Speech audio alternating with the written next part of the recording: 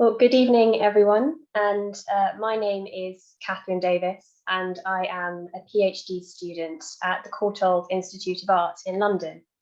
And I'm really honoured to have been invited to speak at this webinar about my research, which focuses on visual print culture of Antwerp in the late 16th century, with a focus on the body of the monster. Today, I will be talking about one aspect of my research, with a presentation entitled Monstrosity, Incorporation and Religion in the Print Culture of Antwerp, circa 1566 to 1600. I must acknowledge here my gratitude to the Hendrik Conscience Library and the Plant and Motifs Museum, who awarded me one of their not-abound fellowships a few months ago. This allowed me to travel to Antwerp in November last year to research, and much of the material that I will reference today I came across on that visit. In the second half of the 16th century, Antwerp was a frontrunner in printed image production and a centre of intellectual endeavour, but it was also contending with religious unrest as the Reformation began to take hold, leading to the violent iconoclasm of 1566. Political developments such as the Spanish Fury of 1576 and Antwerp's entry into the Union of Utrecht in 1579 placed the city at the front line of the Dutch revolt against Catholic Spain. In 1585, when the Duke of Parma's army recaptured Antwerp, not only was Catholicism reinstalled, but Antwerp soon became a bastion of counter-reformation cultural production.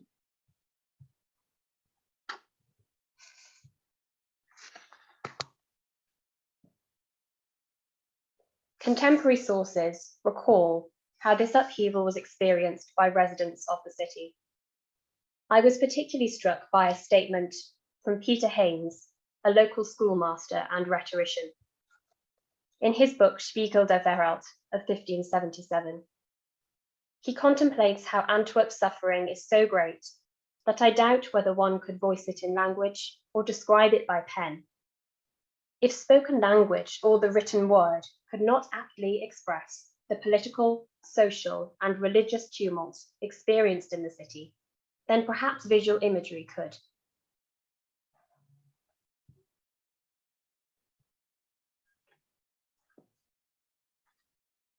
This paper will investigate how the religious shifts taking place in Antwerp were intertwined with the printed imagery that was produced in the city. I consider the use of monstrosity as a visual language, utilised by printmakers to represent sin or portray devilish behaviour. The primary focus of my research is the creature with both human and animal features, and how this creature interacts with the viewer of the image. I consider how the relationship between these two elements shifts within the body in line with fluctuations in Antwerp's religious climate. In the field of monster studies, creatures made up of human and animal elements are often described as hybrid forms. I find this term problematic because it has largely become a visual descriptor that describes monsters as having distinct human and animal features. Little consideration is given to what is going on beneath the surface of the monster's exterior. In the early modern period, the perceived boundaries between human, animal, and plant categories were not completely distinct, and so this notion of a clear separation between human and animal is largely anachronistic. For contemporaries, the boundary between the human and the animal was blurred. My research hinges on a rejection of the hybrid, and to achieve this, I draw on post-humanist methodology. Sorry, I think we might have an issue with muting.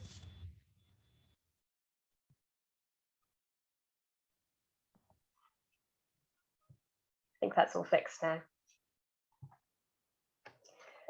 My research hinges on a rejection of the hybrid, and to achieve this, I draw on post-humanist methodologies. At the dawn of the discipline of monster studies, Geoffrey Jerome Cohen argued that monsters are our children.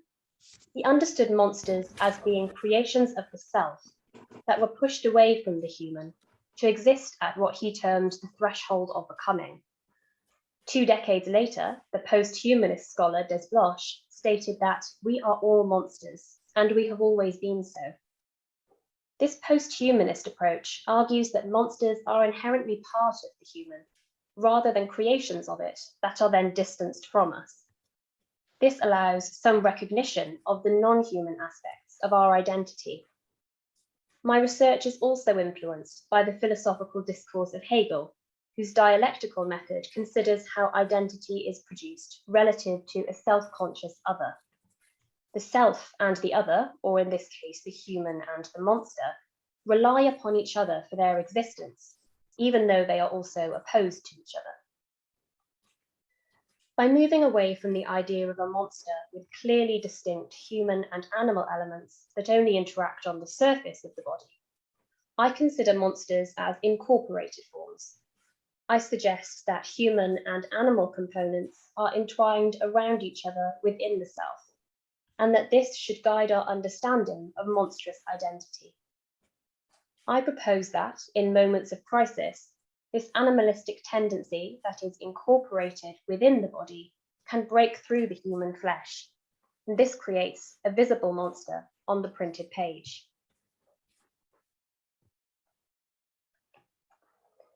A demonstration of how this idea of incorporation functions in the context of religious allegory can be achieved by considering this print titled The Triumph of Truth.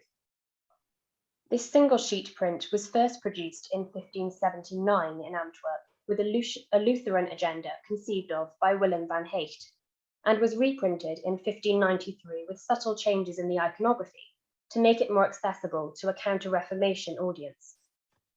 A personification of truth is accompanied by the monkish figure of Catholic obedience. She turns away from rebellion on the left and crushes a personification of falsehood beneath her foot. My focus is on this figure of falsehood, who has a human upper body, a skeletal lower body, and a reptilian tail. Rather than viewing falsehood as part human and part reptile, we might consider how the serpent is nested inside the body and represents the potential for humans to sin. Because falsehood has already sinned, the serpent has overpowered the body's ideal human nature and is starting to become externalized on the creature's surface.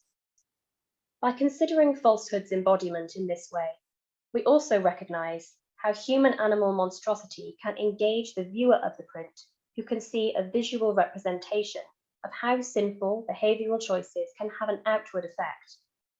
This, I suggest, is why the visual language of monstrosity became successful as a method of providing moral and religious instruction. A closer consideration of these personifications reveals that falsehood and truth are in fact the same being, but they are living parallel lives. Truth chose to follow God. The balance between the moral human and immoral animal tendency incorporated within her is therefore stable, with her humanity in dominance, and she retains a perfect form. Falsehood's sinful behavior means that the ideal and divine human form is succumbing to the devilish animal within. The religious choices made internally are now playing out on the surface of the skin. This provides an introduction to my methodology, and for the rest of the paper, I will discuss how I use this idea of the incorporated animal to analyze monstrous forms in Antwerp's printed religious imagery. I will then be able to demonstrate how monstrous embodiment shifted throughout the late 16th century. Beginning in the 1560s and 1570s, there are several devilish monsters appearing in printed books. Catholic liturgical books and Bibles often contained a few images of demons or devils, such as in this woodcut border found in a 1575 edition of the Offices of the Virgin, and this illustration of the devil sows weeds parable in a French translation of the New Testament, both of which were published by Christophe Plantin. These illustrations are representative of a trend in which demons and devils are represented with physical elements of the human and the goat. Usually they will have a human torso with the legs, hooves, horns, and ears of the goat, and sometimes the wings of insects or bats. This draws on biblical narratives, which often reference the goat as a devilish animal, such as the sheep and the goat story in the Gospel of Matthew. There is also a classical precedent for this human goat devil, which derives from the satyr and the god Pan. In the early 1570s, the Plantin Press was also publishing emblem books, which used the image of the classical satyr to visualize things like luxury, nature, and irrational fear. And the woodblocks used in these publications by Andreas Alciatus and Gabriel Farnus can be seen here. Since the satyr has resonances with worldly vice, it is likely that these connotations of immoral behavior would also cross over into imagery of the devil and become more closely associated with religious sin. But it is also important not simply to conflate the satyr and the demon. Their bodies look similar, but they had very different visual roles, as will be demonstrated. Most significantly, the body of the demon can be understood as one which is exhibiting its sinful nature by visually presenting incorporated traits of the goat that are pushing through its form.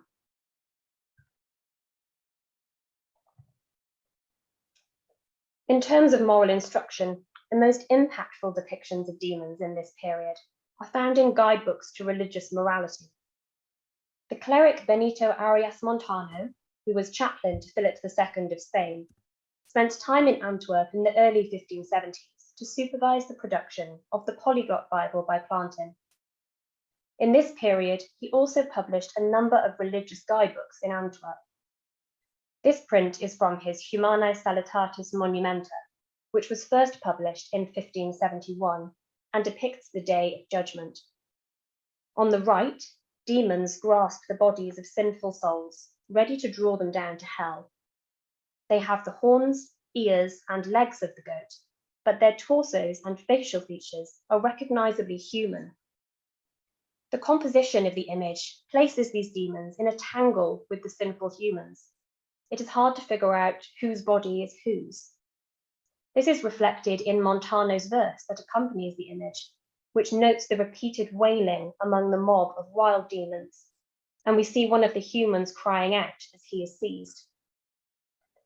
This is a far more threatening depiction of the demon than those encountered in the illustrations in liturgical books, because the viewer sees it interacting with and physically seizing humans who have sinned.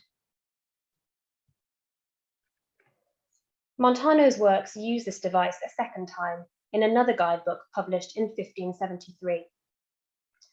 This work advises the betrothed woman on correct behavior and is entitled Divinarum Nuptiarum Conventa et Acta.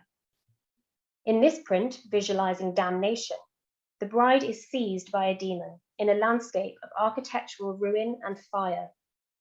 Once again, the sinful human is depicted as physically entangled with the demon that lifts her off the ground, heightening the threat of this creature. The demon has a human torso and head, with goat's legs, ears, a tail breaking through its form. It is important to consider how this human foundation makes the animalistic features more alarming to the viewer, because they appear on a body that is otherwise familiar to us. The human aspect of the demon creates a physical link between the devilish body and the viewer of the print, perhaps reminding them of the human vulnerability to demonic influence. There is also a contrast depicted here between the bulging muscles of the demons and the smooth skin of the betrothed woman. It does appear as though the demon's skin has been removed and the muscles beneath revealed. This flaying of the demon body removes one of the most visible human elements of their forms, the skin. Peeling away this vital aspect of human identity reveals a non-human one beneath. By pushing the muscles, and therefore the interior of the body, closer to the surface, the demon becomes more horrifying, while still retaining a resemblance to the human that makes it disturbingly familiar. Demons are frequently juxtaposed with the motif of the fires of hell, and so we could also consider the flayed forms of these creatures with regard to the melding and reshaping properties of fire. In light of the historical context surrounding this image, the juxtaposition of devilish behaviour and fire might have produced a secondary connection for the local witnesses of the iconoclasm in 1566. The English merchant Richard Clough witnessed the iconoclasm in Antwerp Cathedral, recalling in a letter of the 21st of August that it looked like a hell with above 10,000 torches burning. This notion of remoulding is therefore reflected between the unstable surface of the demon's body and the interior of the contemporary church, which was itself having its surface layers peeled back and burned away to reveal a secondary identity beneath. The monstrous body in this light functions at a number of levels to provide a multi-layered commentary on correct and moral religious behaviour.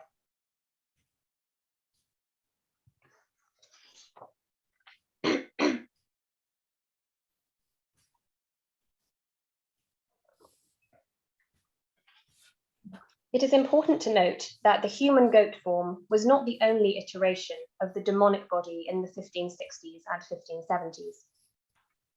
A common variation was the use of the boar's head on a human torso, as seen in this detail of a woodblock print in Plantin's French New Testament on the right.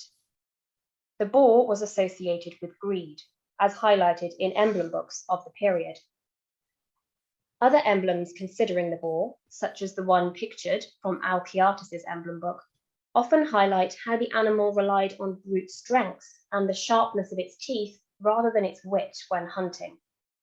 The choice of the boar as a demonic animal therefore seems to rely mostly on its physical threat to the human, made clear by the emphasis on horns and sharp teeth in Van der Borcht's illustration for the New Testament.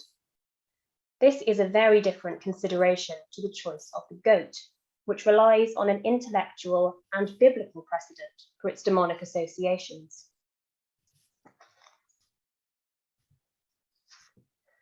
The choice of a more physically threatening animalistic feature for depictions of the devil can be seen most clearly in the format of the broadsheet.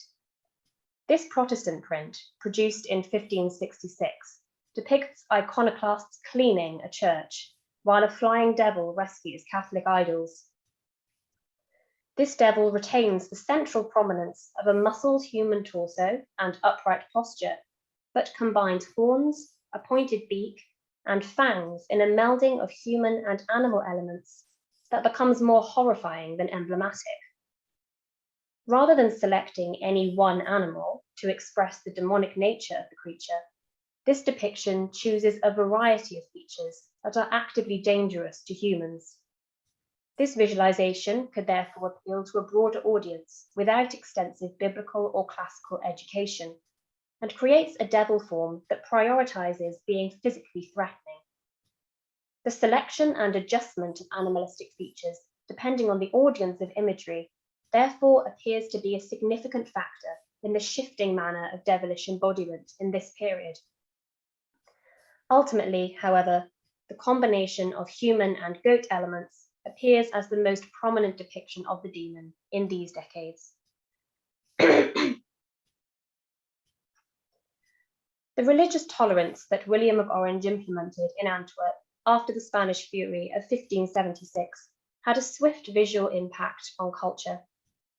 The period from 1577 saw a marked increase in single sheet prints and allegorical print series with a Protestant agenda, and a decrease in the publication of new illustrated religious books and handbooks.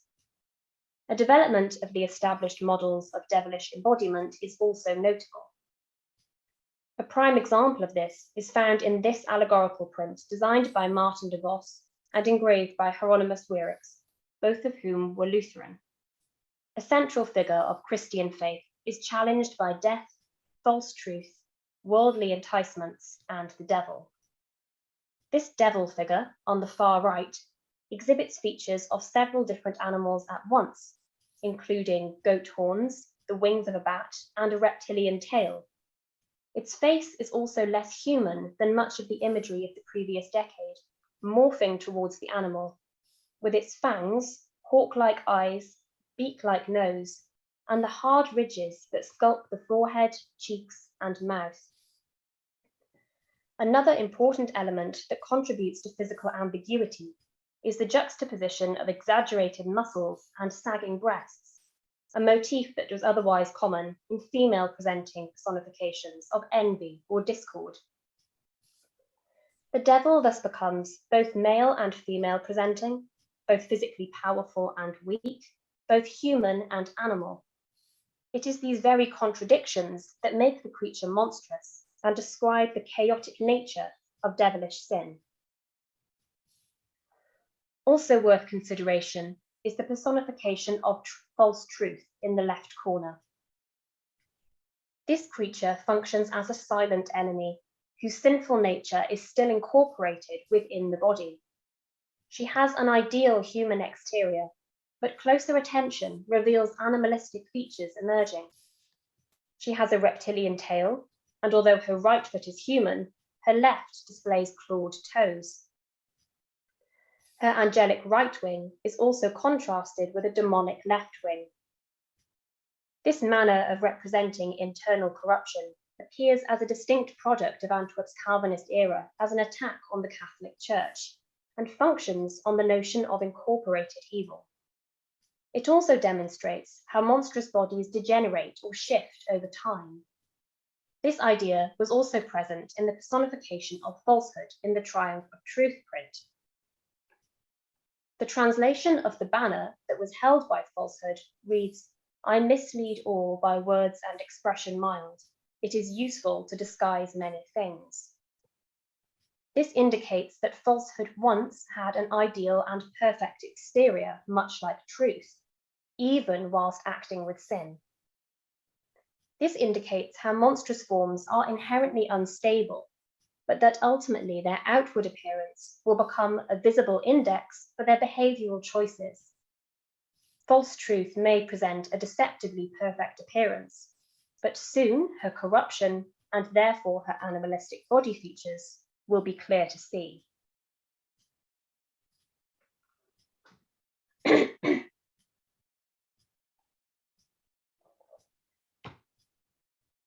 This period of tolerance also allowed religious freedom of expression for marginal sects. One such group was the elusive Family of Love, a spiritualist sect that was influenced by the notion of humanist self-improvement and believed that observing religious teachings internally was more important than outward conformity to ceremony. This focus on internal faith is notable in this print, published by Philips Haller in 1578, entitled The Casting Out of Evil. Christ holds a heart-shaped basket of virtues and vices, which are depicted as animals. Characteristics such as greed and idleness are portrayed by the boar and the donkey, whereas the lamb represents patience and the dove portrays candor. This depiction of animal bodies residing within the heart represents the struggle between virtue and vice as an internal battle. It demonstrates that not all animalistic tendencies were perceived as evil in this period, which is important to bear in mind when dealing with animality as a marker of the demonic. Ultimately, Christ is shown as having power over which animals remain in the heart. The message of the work is clearly not that animality is evil, but rather that being human, you must be guided by God. The background contains an image of the devil being cast into the abyss, where a human goat form is used with the addition of a long reptilian tail. This figure functions to show the outcome of the narrative taking place in the foreground, that those who are not guided by God risk the less desirable qualities of animals dominating their being and ruling their hearts.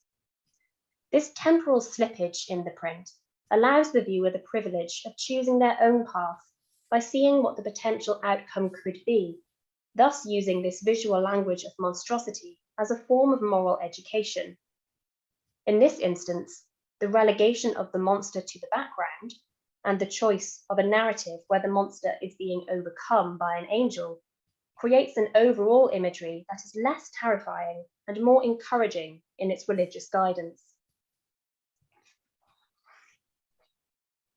The period from 1585, with the reimposition of Catholicism in Antwerp, reflects another shift in the visualization of the demon, notably towards the animalistic. In print series in particular, demonic forms retain fewer human characteristics and begin to exhibit a mixture of different animal elements on their exteriors. In this print on the theme of Christ in Limbo, produced by Adrian Collart after Stradanus in the mid-1580s, every demon is unique. We see some recognizable motifs, like cloven hooves, devilish wings, and reptilian tails, but they appear to be combined within forms without a specific scheme. There is also a noticeable move away from the human foundation of the demon in this work. While some creatures maintain a human torso, like those in the detail on the left, others have no human elements at all, and thus become composite bestial creatures. This move towards the animal is also reflected in the wild and chaotic dynamism of the creatures that suggests a more active and aggressive devilish influence. This highly composite version of the demon appears to be particularly prevalent in depictions of the Christ in Limbo narrative throughout the late 16th century. A similar visual composition is found in most of these images, which place the divine, stable authority of Christ centrally, with demons swarming around at the borders. Christ's stable identity is contrasted with the chaos of an unstable demonic body that fluctuates unpredictably as different animalistic features come to the surface of each creature. This trend appears to revolve around a desire for an extraordinary, chaotic, and dangerous demon, which seems to be an ever-increasing priority in religious imagery. As the eye moves from one creature to the next, each evokes a new sense of revulsion and disgust in the beholder. Despite this variety, these demons actually reflect a more general idea of sin and its threat to human nature, rather than focusing on specific emblematic ideas, such as the connotations that the goat had as the only animal present in earlier imagery. This makes it more accessible as an image to an international audience.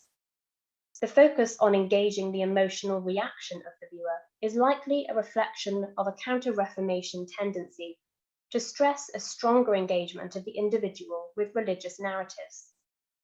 Although these demons are physically threatening, they draw the attention and encourage close engagement with the imagery. In this regard, the mutation of the devilish monster was required to assist with the new aims of a counter-reformatory religious authority.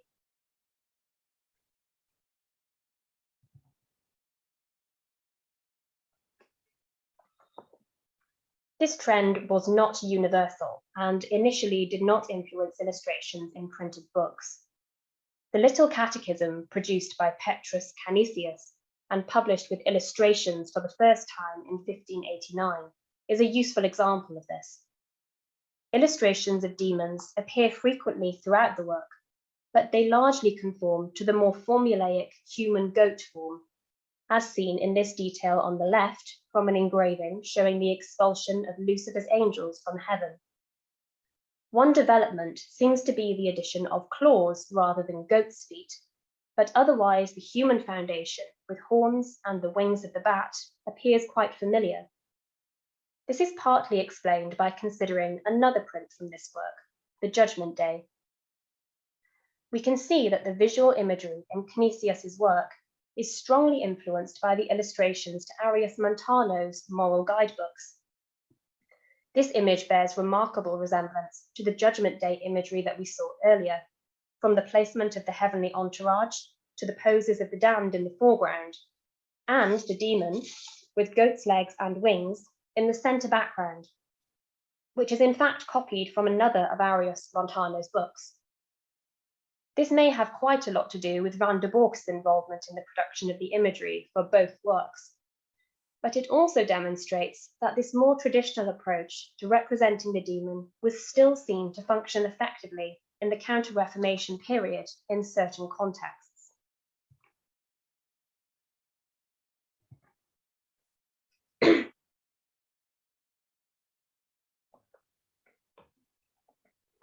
The most considerable shift in the 1590s begins to combine both of these trends and was instigated by the Jesuit order in Antwerp. In an attempt to produce material that could be used for educational purposes by missionaries, a simplistic religious imagery was produced in a book entitled the Evangelicae Historiae Imaginans, first published in 1593, that would be accessible to a global and potentially illiterate audience. The art historian Ralph de Koninck has described this iconography, which became incredibly successful at the start of the 17th century, as an Antwerp visual brand. The images on these next slides are from the Ad Notiones et Meditationes in Evangelia, which was published in the same year and combined the same engravings with a textual commentary. Some of the figures denoting sin in this work use the formulaic embodiment of the human goat devil. In this engraving, recalling the narrative of the rich in hell begging Abraham, the viewer's eye is drawn to the devil that presides over the underworld. With horns, goat-like ears, and bat-like wings, this iconography prioritizes making the devil a recognizable figure by calling on past precedent. Further into the book, however, more animalistic demons appear. There is a particular visual motif that reoccurs, where small demons are depicted as plaguing humans by perching on their heads. Their torsos appear less human, although they usually retain an upright human stance and proportional human figure, and their heads are animalistic in structure. These demons are similar enough in size and physical construction that the reader understands to group them together as they progress through the book, but they have individual features, such as different shaped wings or beaks instead of mouths, that seem to reflect the idea of a more unique, animalistic demon. This particular engraving, showing Judas leaving the Last Supper, shows an example of this motif. The notes accompanying the emblem describe Judas as being violently taken over, possessed, and his spirits constantly stirred up by the demon that rules him. The implication is that this animalistic creature now controls his actions. This is reflected in the engraving by the reins the demon holds over Judas's head, which implies a remarkable shift in identity. Now the animalistic demon is controlling a human with reins, a manner in which a human would usually control the animal. This depiction of demonic domination over a human is significant for how it finally bridges the gap between the viewer of the engraving and the monster represented on the page. Here is a visual depiction of how the devil can control the human, and in Judas's case, the disastrous consequences that this can have. The educational intention of this work does not require the viewer to resolve a complex allegory or to have classical or biblical knowledge. Its focus is entirely on the relationship between the human and the monster that has the potential to govern it.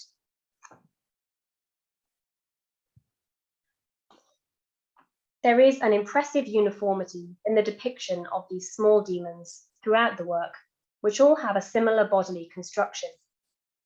Most of the engravings were designed by Bernardus Passerus, but a few are created by Martin de Vos. There is an interesting breach in the uniformity of the work when the de Vos designs appear, as his demons do not quite conform to the established imagery. In this example, where a demon is perched on the shoulders of Judas as Christ is led away to Pilate, de Vos's creature is more grotesque in appearance than the smaller demons in the other prints. The contortion of the form renders the lower torso thin and arched compared to the bulky upper body, and gives this demon a wholly inhuman appearance that moves it even further towards the animal. The wrinkled lines on the face, the gaping mouth, and the beaked nose are also recognizable from de Vos's designs of the devil in his allegorical prints produced in the Calvinist period, which we saw earlier. It is worth bearing in mind that although religious changes were a prominent influence on the visual appearance of devilish monsters, other more straightforward factors, such as an individual artist's tendency to invoke certain qualities in the monster, also played an important role. Although trends can certainly be traced in the development of monstrous religious imagery, it seems that the form of the demon is never predictable, and perhaps this is its most significant attribute. In this presentation, I have aimed to outline how, through the late 16th century, Antwerp's printed representation of religious sin remained monstrous, but the incorporated animal became more visually apparent and more diverse. However, this was not a linear progression. Examples such as the personification of false truth prioritized retaining the incorporation of the animal within the body over its outward visual expression, and counter-reformation imagery at times returned to a more formulaic human goat appearance for the devil for clarity of meaning. Moreover, even in the 1560s, the manner in which the goat or the boar was externalized on the body did not remain constant or consistent.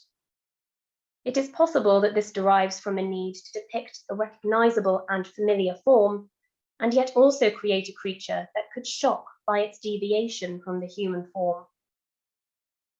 It becomes clear that visibility of the internal animal relied upon behavioral choices, and that sinful action usually revealed the inner monster. Ultimately, all of these depictions of monsters should be viewed with an understanding of how the non-human plays a formative role in the identity of the self. The struggles of intellectually vibrant yet politically turbulent Antwerp found expression in discovering animality within humanity. We must recognize that, although we may often push them to the margins, monsters in fact play a central role in human understandings, both of the physical body and the intangible self, and as such can also play a central role in our analysis of the historical past. Thank you very much for listening, and if you have any questions, I'd be very happy to listen to them.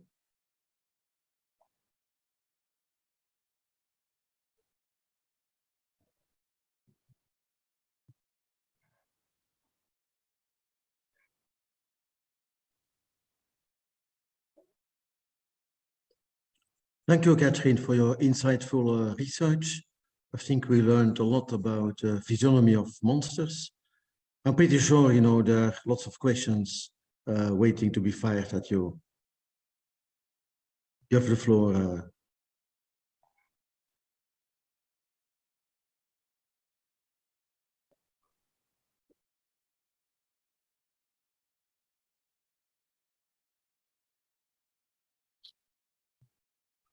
Hi, Stephen. Hi, I'll ask the first question if nobody else is willing. I think there's a third creature involved here that we've also seen on the engravings you showed, which are angels. Yes. They're also creatures that have a human form, but also have some kind of animalistic tendencies, namely their wings. But unlike the demons you talked about, they are very consistently depicted. Is that something that you are also considering? Because one of the things I seem to remember from a religious class when I was very, very young is that demons are actually also angels that have fallen. So the fact that they have wings does not reflect so much the human form, but the angelic form that they used to have. Yes, absolutely. It's something that I have considered. The fact that angels are also in incorporated forms ultimately, because they do have these wings of the dove or the feathered wings. And I think that's expressed, I think it's understood as expressing a similar idea when you see the image example of false truth, where one wing is angelic and one wing is demonic. They must both be coming from the same source ultimately, perhaps internally within the body. I think the only slight difference you can find in that regard is that with angels, we tend to just see one kind of animal. Like you said, it's consistent imagery, it's only the dove, whereas the demon seems to shift and change. And I think that may be something to do with the sense of security that there is in a stable identity. which is something that is dealt with a lot in the Christ in Limbo prints, where Christ is central and stable as a form. The demon has to shift and change, and I suppose this is a fundamental rule in some ways of constructing the monster, is that it has to shift and change, because the more that it stays the same, the less threatening it is. It loses its function if it is not unstable. And so I think in that regard, it is the angel that has to remain stable in some form, which is why it doesn't shift like the demon does, even though it's still incorporated. But yes, I suppose demons are, again, also fallen angels, like we see in the, Lucifer being expelled from heaven. But in this sense, I think that also allows us to be more flexible about our understanding of the demon, because it is an angel, but not in the way that we know or understand an angel. And therefore, demonic forms suddenly become a lot more flexible, because there is no real understanding of what they are anymore. And I think it's that mystery and that ambiguity that helps in the construction of these quite incredible forms sometimes. Yeah, thank you. Thank you. Really interesting question.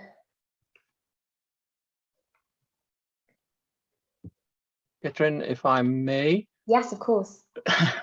Thank you for the very interesting talk. Thank you. A few things struck me.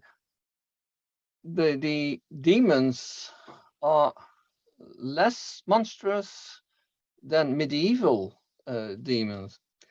Medieval demons look more like kind of animals.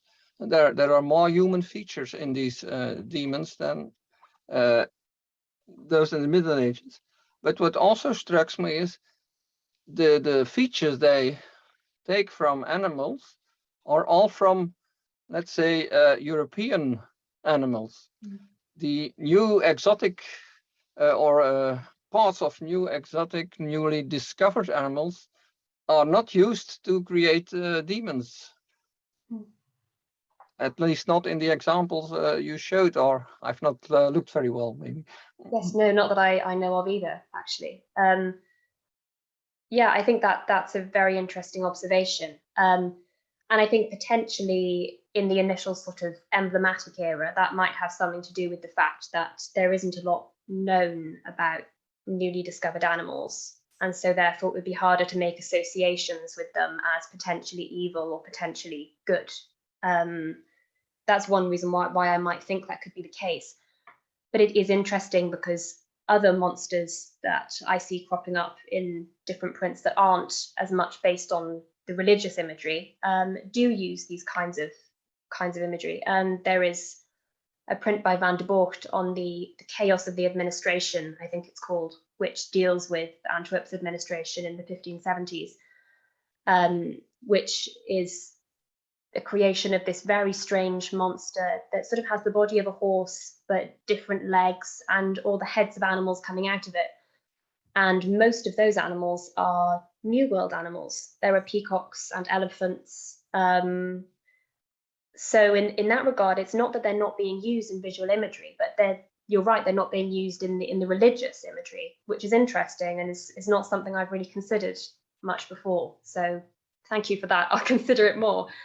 And in terms of the sort of the medieval creatures, which are really somewhat more monstrous than the 1560s, 70s sort of satyr demons, yeah, that's definitely the case. And I'm considering some ideas around more of an intellectualization of the demon that seems to be occurring sort of in the 1560s and 70s. And my initial thoughts on this are that it might have something to do with the religious response to heresy in the Netherlands, which was quite different to that of France, for example. And I think a lot of Judith Pullman, the historian, has done a lot of work on this. And her sense is that in the Netherlands, the issue of heresy was seen as a clerical issue, something that was dealt with within the church, and you didn't engage the lay population in it, which was very different to France, which I think is why there was more of a violent uprising in France in in the sort of the Reformation period. And so I wonder whether the imagery in the production, one of the things that Pullman considers is the fact that the Catholic printing press really just focuses on the clerical sort of class in this period. And in that case, I wonder if the images that come out of it that represent the demon are more intellectualized, and so they are more based on these biblical connotations and classical connotations that now sort of make the demon only accessible to certain people who would have an education. That's my initial thought on that, but it's not something that I've researched thoroughly yet, but it's something I'm considering because it is strange, this shift. I mean, because you have Bosch and Bruegel coming in a very similar time, only just beforehand, with these, incredible monsters, and they suddenly seem to vanish in the religious imagery before reappearing again later on, which is quite strange. But that's my initial thought there. It's not conclusive yet, but but can it be that under the influence of the Reformation, that the idea is growing that evil is not an external element, but that it's coming from man itself, that it's in man. It's a kind of I can't find the word, a feature of man, that some are evil and have evil in themselves, so that evil doesn't need a external monstrous image, but there are evil men. Absolutely. I think, interestingly, that there's definitely this idea of there being evil within the human. And I think it is something that comes in the Reformation, but it's also something that the counter-reformation deals with in response to the Reformation. I think there's a lot more focus on a very inward turn to Christianity generally in this period, which is encouraged by the Jesuits Foundation as well, which encourages individuals to think more about their own personal sin rather than it being collective. And I think this then lends itself to the idea of evil within men. But I wouldn't necessarily say that means you don't get monstrous depictions of men. The next section that I'll be working on in my thesis will look at the Duke of Alva. And there are certainly some very monstrous depictions of him as someone just wanted to mention him. Who is someone who is seen as perhaps an evil man or having something inherently evil within him. And he is often depicted as a monster or as an animal. There are also references in texts, I think. There's an anonymous pamphlet that was published just after the Spanish Fury, and consistently the adjective inhuman comes up when talking about the Spanish troops, that they are inhuman in some ways. So there is an idea that men can be evil or inhuman, and it is something that is within them. But I think that does actually reflect in visual imagery, because it's quite difficult to present that visually. How do you represent an evil man without making him look like a monster? Yeah, that's right. I think it's the first approach for most people trying to do that visually, is to utilize imagery of the monstrous, because I think that's understood. I think it's recognized when people view it. They know what it means, and they have an emotional reaction to it usually as well. Yes, because I saw also in one of your pictures there was that image of the Catholic Church as the Whore of Babylon with the apocalyptic monster then that they've learned from the Bible. Yes. Yeah, absolutely. And there are a number of monsters in the Bible, but interestingly, the devil is not one of them. The devil is never really described physically at any point. There are monsters which are seen as devilish, but the devil or the demon itself is never really physically described. Maybe that's why the Protestant movements don't use so much that image of the devil, because it's not in the Bible, and they are very close to what the Bible says, of course. Absolutely, and I think that there is definitely an extent to which there is concern about how you depict these kinds of things. But I think a lot of the time the priority ends up being, how do you show that the devil is evil in visual form? And I think usually that takes priority, and then the monster appears. Yes, it is, Yeah. Thank you for your answer. Thank you. Very interesting questions.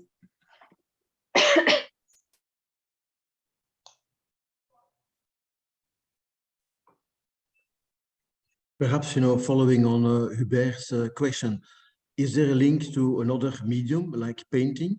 Because 50, 60 years before, 1570, you had the paintings of Hieronymus Bosch, who's also famous depicting monsters and bizarroid figures. Could that have been some form of inspiration for later? I think so, definitely. There is one print that I've come across in the counter-reformation period. It's another Christ in limbo image, and the border includes lots of monstrous demons, but they have resonances of sort of the low body imagery of grotesques, and it does seem to call a lot more on that kind of earlier painted imagery. So I think that's certainly an influence later on, but earlier really it doesn't seem to have as much impact, which is interesting, I think. But I'm not as knowledgeable about painting, so I'd have to do a bit more research on that to answer the question properly, I think. But there is that one example that I'm aware of where that appears. Thank you.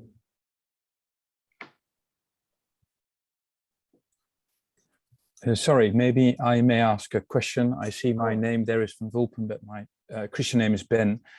I was wondering, of course, this is all new to me, but recalling the Renaissance and classical texts being discovered, say, in the 15th or rediscovered in the 15th century, is there a clear link? I may have missed it with the discovery of all those texts, because obviously I think that also gave fueled parts of the Reformation and later on the Enlightenment. Do you see a relation there? Also because with the ancient classics, of course, they also had the hybrid personalities, let's say centaurs, etc. Is there a link there? Yeah, absolutely. I think most notably in these prints with the satyr reappearing and the god Pan.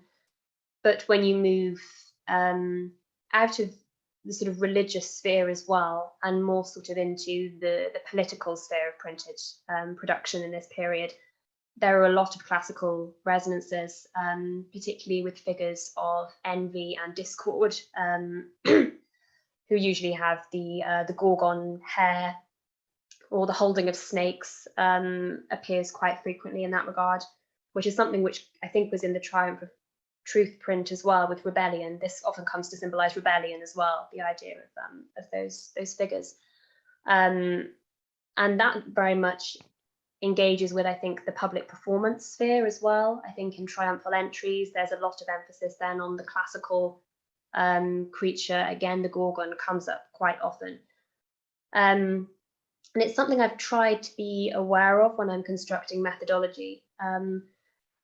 So, for example, in considering the idea of the internal animal, or the notion that there might be something animalistic within the human, you can call on ideas of Aristotle and the tripartite soul, and this idea that there is perhaps a rational, an animal, a vegetative soul, all these aspects that might make up a human, that would also imply that there is an animal somewhere within the human, which I think is possibly an interesting thing to consider in that light, because of the influence of those texts coming through the Renaissance. Absolutely. So there's definitely a link there. Thank you very much. Very interesting. A great presentation, by the way. Thank you. Thank you.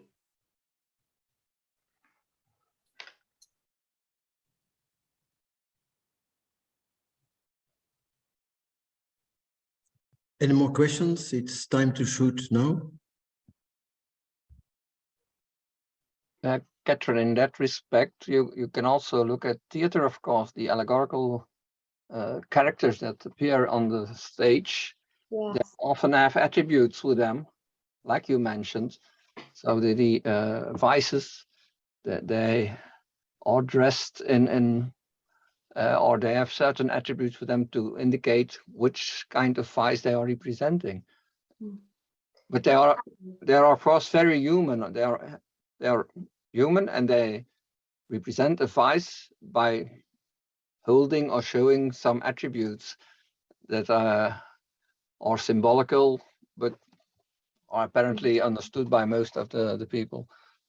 Absolutely, that's something I'd be keen to look at more, actually. Now that I'm dealing with a lot more material in printed books, I'm thinking of steering some of my research towards the sort of book image comparison, word image comparison, and considering text as well, which will probably lead me into considering plays and that sort of thing. So yeah, absolutely, I think that's a really useful potential path for this kind of work on looking at the emblematics and the vices as they link to the monster. Thank you. Because on the stage there is a shift in the medieval plays. You really have the devil as a character, but in the 16th century and already in the 15th with the rhetoricians, the evil is represented by certain vices. Absolutely. No longer by the devil. So that there is really a shift in that the way of presenting evil on the stage. That's very interesting. Thank you. I'll consider that further, actually. That could be very interesting for how I take my research on. So thank you. Yeah. If you need information, you're always welcome. Thank you. Thank you very much. Much appreciated. Hi, Kathryn. Hi. I'm the librarian of the Rubenianum, and because there was something on the painting, I would not look as far back to Posch and Bruegel necessarily, but maybe you've mentioned them in the beginning, but Franz Florius, have you considered him? So you have the Fall of the Rebellious Angels, the altarpiece as in the cathedral, and you see the same way of presenting the demons and the devils in the human form. So yes, I think I have seen it, actually. Yeah. Okay. Yeah, that's a really good that's something I should follow up on, definitely. So yeah, it's if I'm not mistaken, the altarpiece was also in the cathedral when the rebels were there to destroy it, and they destroyed the two pieces on the side, but the central piece was saved. So it might be interesting, really, to just take a look at that. They also have these tails and these same features. So, okay. Thank you. That's really useful. I'll take a closer look at that. That could be a great comparison. Thank you.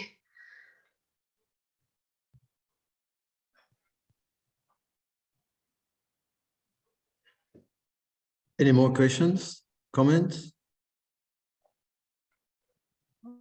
Perhaps one naive question or comment from a newcomer. Please do. Thank you very much. I received an invitation from the Dutch Society of Bibliophiles, of which I am a rather passive member, and I'm really fascinated to listen to you and to look at your thorough work and to follow the questions. And having a doctorate myself, although on engineering, I recognize the process of asking all these questions, which is extremely important. From an outsider's perspective, very naive perspective, I'm curious about which elements of your work draw on existing research, and which elements are, let's say, groundbreaking original, to put it in more simple terms. It's a very naive question, but as a generalist, I'm curious. No, it's a very useful question, actually, for me to consider as well myself. Yeah, I think what I've worked on quite a lot is the methodology and how that functions with the monster.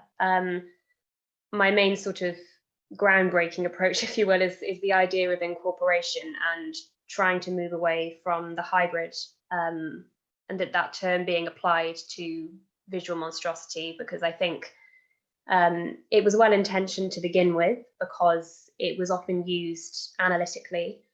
I think now it's rather just applied as a term to describe the way that a monster looks, and is used to get away from the need to use analysis to then consider why those parts have been put together to create a monstrous form. And so that's something that I'm trying to work on, and to develop an idea of why we need to not just get rid of the hybrid, but how we can improve it and create a methodological tool that means that we do analyze the monster rather than just accept its existence or be confused by why it exists. And I think a lot of the time, it's actually more confusing when you dig into the reasons why certain elements of the monster might have been constructed in a certain way. Sometimes there are more questions than answers, but I think that is also the charm of this topic and this area, is that I don't think the monster is always meant to be entirely understood. But at least when you do move away from just sticking labels on it, you can come across some really interesting arguments about why it may have developed, or how it may have been viewed, or what some of the layers that have been created in the imagery are there for, ultimately. So I think that's sort of my the one thing I'm trying to do that is entirely new. And also I think generally just focusing on monstrosity within a lot of this imagery. Often it functions as part of a discussion on one print maybe, but I'm quite keen about making the monster the central reason for my thesis. And again, that can mean that things get more complicated the more I move through the material. But I think there's joy in that as well. As my supervisor likes to tell me, it's when you get the contradictions and the knots, you sort of have to probe them, and that's where the interesting ideas come from.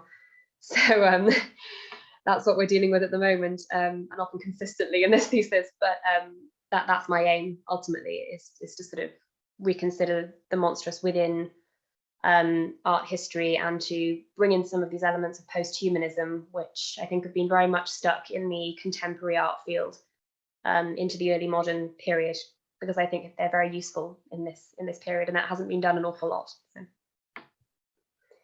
Thank you. Very useful question. Thank you for your impressive answer. You're very knowledgeable and very articulate. I mean, articulate for sure. Thank you very much. Thank you very much. Thank you. Perhaps one last question or comment?